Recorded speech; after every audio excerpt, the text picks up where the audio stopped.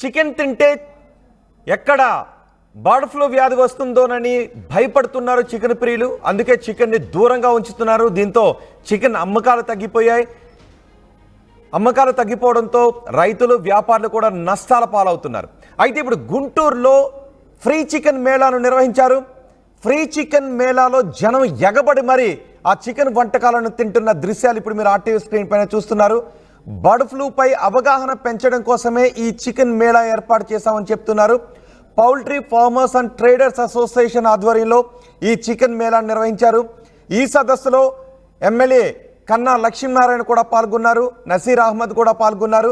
Chicken తినడం ద్వారా ఎటువంటి అనారోగ్యం రాదు అని చెప్పడం కోసమే ప్రజాప్రతినిధులు కూడా పాల్గొన్నారు. దీంతో భారీగా జనం తరలివచ్చి లొట్టలేసుకుంటూ చికెన్ తింటున్న దృశ్యాలు మనం ఆర్టీవీ స్క్రీన్ పైన చూస్తున్నాం. బర్డ్ ఫ్లూ భయంతో ఎవరు కూడా చికెన్ తినడం లేదు.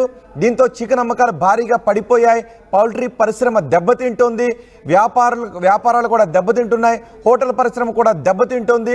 దీంతో జనాల్లో చికెన్ తినాలి అనే కోరిక ఉన్నప్పటికీ బర్డ్ ఫ్లూ భయంతో జనాలు కూడా దూరంగా ఉంటున్నారు. కాబట్టి చికెన్ తినడం ద్వారా ఎటువంటి అనారోగ్యం చేకూరదు అని చెప్పే ప్రయత్నం చేశారు.